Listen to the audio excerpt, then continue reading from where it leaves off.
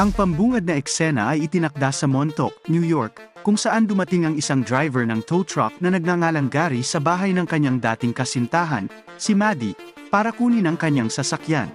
Napag-alaman na may utang siyang property tax sa isang bahay na minana niya sa kanyang ina, kaya naman kinukuha ang kanyang sasakyan.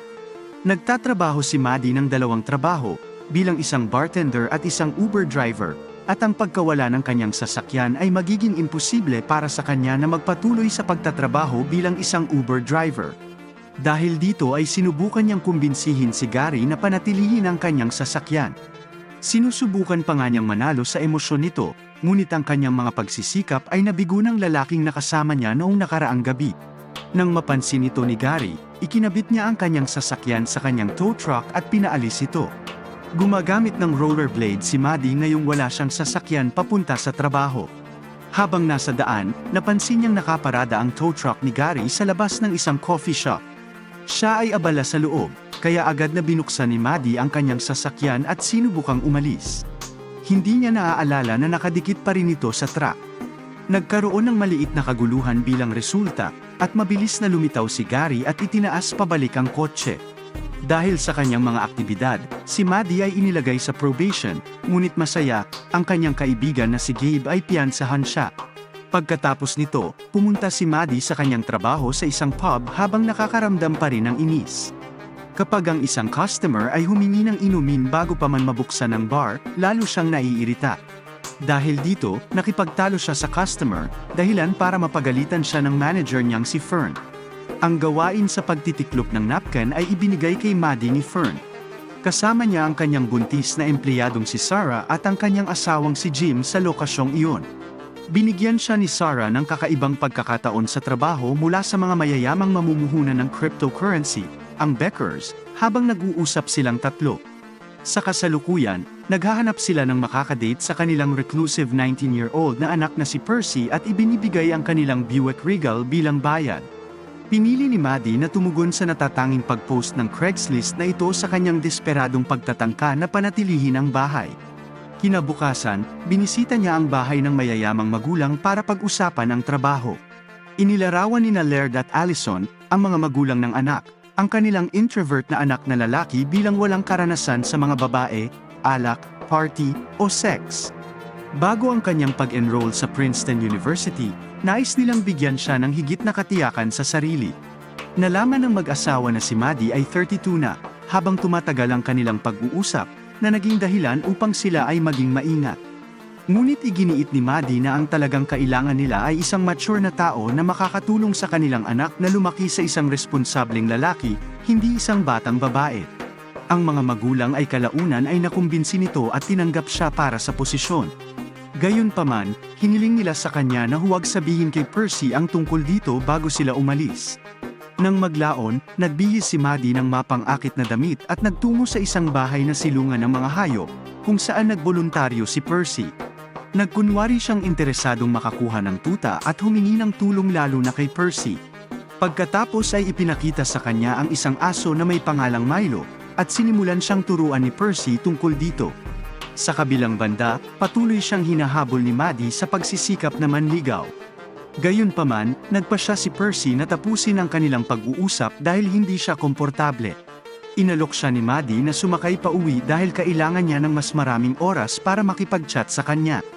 Inagaw niya ang bisikleta ni Percy at inilagay ito sa van na hiniram niya kay Jim, sa kabila ng katotohanang tila nag-aalangan siya.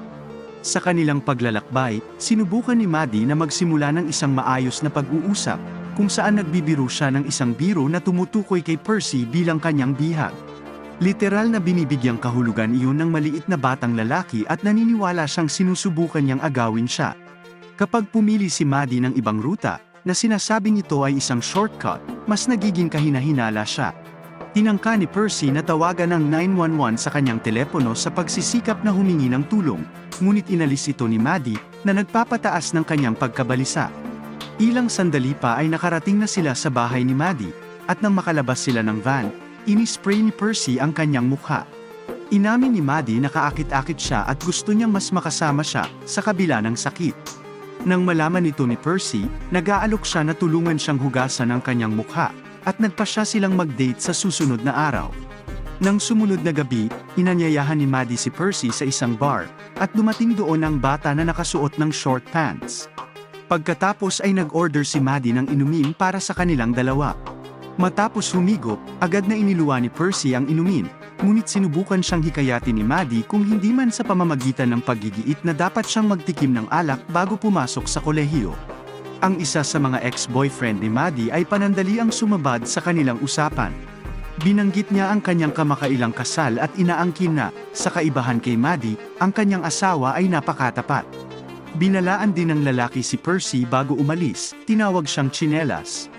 Dinala ni Maddie si Percy sa tabing dagat pagkatapos ng kanilang inumin at inirerekomenda silang mag-skinny dipping. Naghubad si Maddie sa harap niya at nagmamadaling lumangoy sa dagat nang mapansin niyang nag-aalangan siya. Kasunod nito, kinakabahang hinubad ni Percy ang kanyang damit at sinundan siya. Maya-maya, isang grupo ng mga lasing na kabataan ang lumitaw at nagsimulang pagtawanan sila. Tinangkapan nilang nakawin ang kanilang mga gamit at damit. Hinarap ni Maddie ang mga lasing matapos lumabas sa tubig sa galit. Bago bumalik kay Percy, binugbog muna niya ang mga iyon ng todo. Hiniling ni Percy na iuwi siya dahil natatakot siya kay Maddie matapos makita ang mga kakilakilabot na ginawa nito. Gayunpaman, inaangkin niya na ito ay pagtatanggol lamang sa sarili. Habang nagpapatuloy sila sa paksang ito, gusto siyang halikan ni Maddie, ngunit tumanggi siya dahil hindi pa niya ito kilala. Nagalit si Maddie dito at umalis matapos kunin ang kanilang dalawang gamit. Hinahabol siya ni Percy habang ganap na hubad at hinihingi ang kanyang damit at telepono pabalik. Gayunpaman, binibigyan lang siya ni Maddie ng kanyang mga damit. Nagsimula siyang umalis, ngunit tumalon si Percy sa bonnet ng van at hiniling ang kanyang telepono. Anuman, walang pakialam si Maddie at nagsimulang magmaneho, na nakita lamang ng mga pulis. Dahil nasa probation na siya, nag-aalala ito sa kanya. Sa takot na mawalan siya ng lisensya, pinabilis ni Maddie ang kotse at pinaandar ang paparating na tren para makaiwas sa sasakyan ng pulis. Sa resulta, pumunta silang dalawa sa kanyang bahay, at sinubukan siyang akitin ni Maddie. Nagsimula rin siyang sumayaw sa kandungan nito, ngunit si Percy, na walang karanasan, ay nalaman niyang mabigat siya. Pagkatapos nito, inihiga siya ni Maddie sa kanyang kandungan at umabante.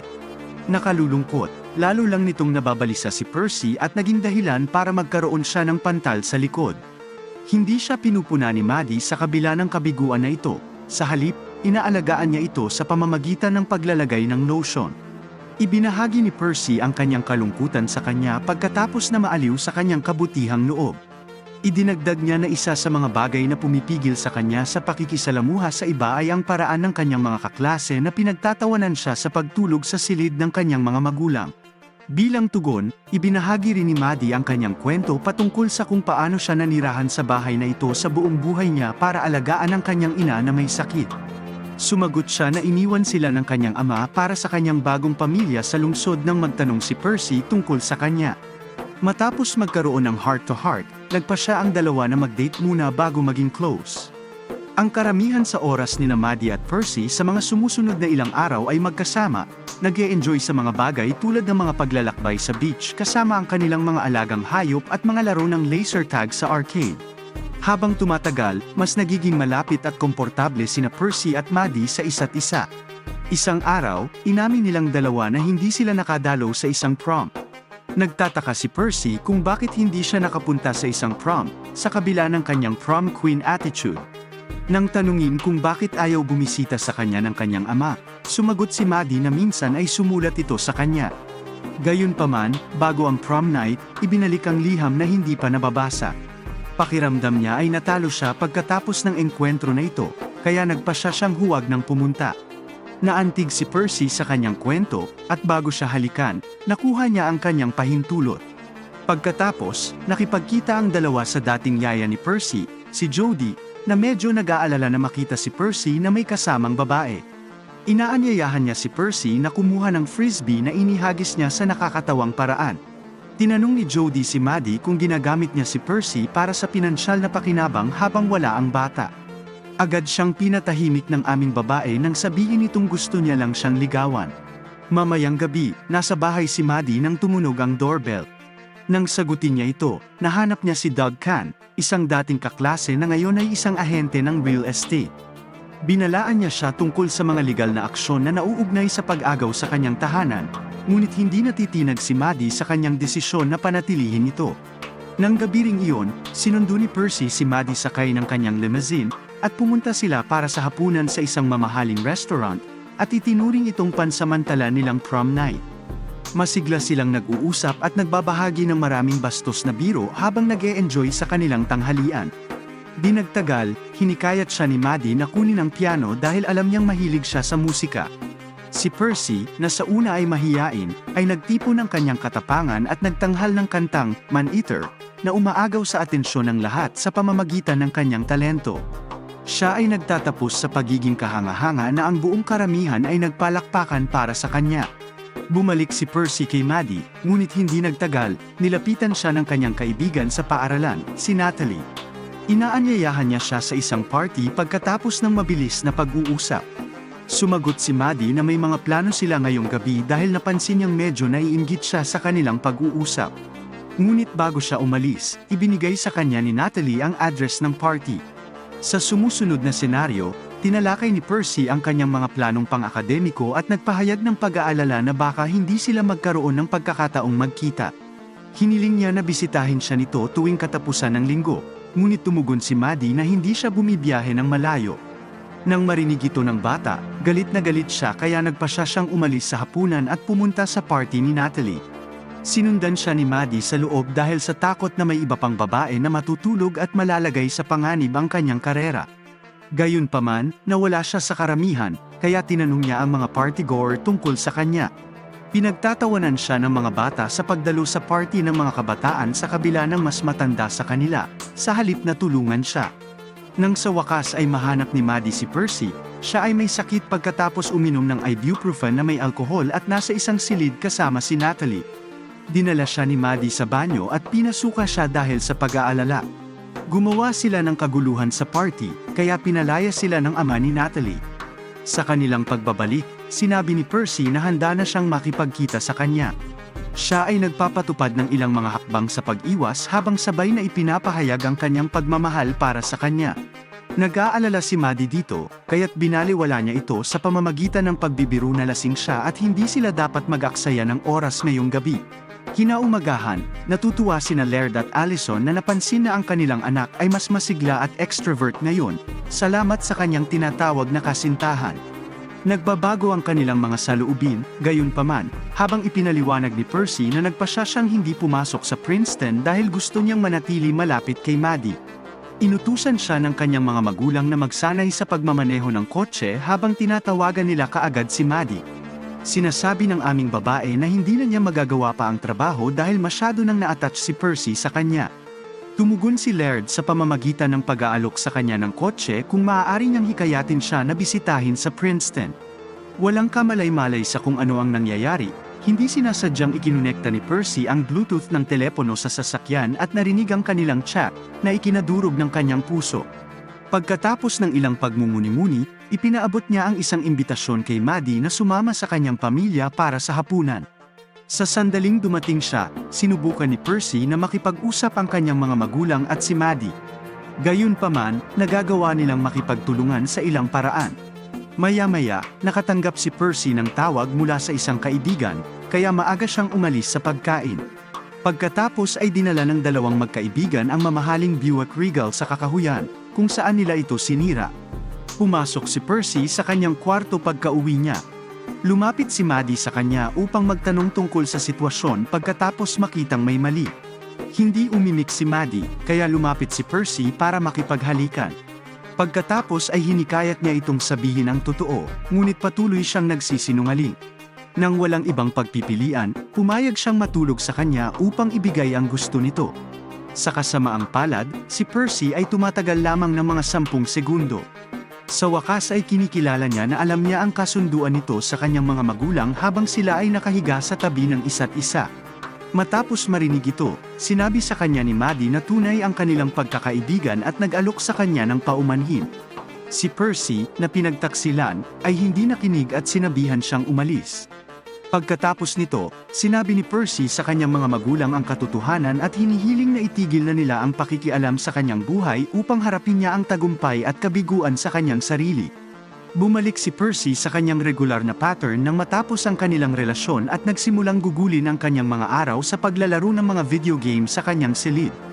Sa kabilang banda, tinatanggap ni Maddie ang nasirang Buick Regal bilang kanyang kabayaran, na sinimulan niyang gamitin para sa kanyang trabaho sa Uber. Nagagawa ni Maddie na akitin ang mga nag-aalangan na pasahero na pumasok sa kabila ng kanilang reserbasyon. Siya ay nagtatrabaho ng husto sa loob ng ilang araw at nauuwi sa sapat na pera upang mabayaran ang kanyang mga utang.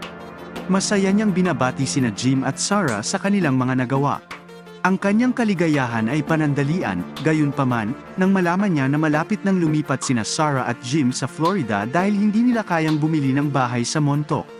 Nang maglaon, nagtagal si Maddie upang pag-isipan ang kanyang buhay at nagpa siya na baguhin ang kanyang mga maling gawain bago magpatuloy. Humingi siya ng paumanhin kay Gary sa kanyang ginawa, sinunog ang sulat na isinulat niya sa kanyang ama, at nagpa siya na ibenta ang bahay.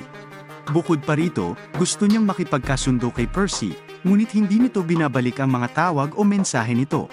Siya ay nagpapatuloy sa pagmamaneho patungo sa tirahan ni Percy bilang isang resulta, at natuklasan lamang na siya ay bumibisita sa kanyang institusyon bago mag-enroll doon. Pagkatapos nito, nagmaneho si Maddie sa Princeton upang ipahayag ang kanyang pagsisisi sa pagtataksil sa kanya. Nang subukan ni Percy na umalis nang hindi nakikinig sa kanya, tumalon siya sa hood ng kanyang sasakyan. Gayunpaman, nagsimula siyang magmaneho, tulad ng ginawa niya sa nakaraan. May natamaan si Percy habang nakabulagta at sinunog ang jacket ni Maddie. Siya ay nagmamadaling tumulong sa kanya habang siya ay nagmamaneho patungo sa tubig sa takot upang patayin ang apoy. Sa resulta ng kaganapang ito, ang dalawa ay sa wakas ay nagkasundo at nagbahagi ng emosyonal na yakap. Nagpapahinga ang dalawa sa dalampasigan habang hinahakot ang sasakyan at pinag-uusapan ang kanilang mga plano sa hinaharap. Pupunta si Percy sa Princeton at lilipat si Maddie sa California. Nangako silang patuloy na maging magkaibigan. Upang maiwasan silang lumipat sa Florida, nagpasya si Maddie na ibenta sina Jim at Sarah ang bahay. Sa huling eksena, inaalok ni Maddie si Percy ng personal na Uber ride papuntang Princeton papunta sa California. Inamin din niya na ampon si Milo. Aalis ang dalawa sa lungsod upang magsimula ng bagong kabanata sa kanilang buhay habang patapos na ang pelikula.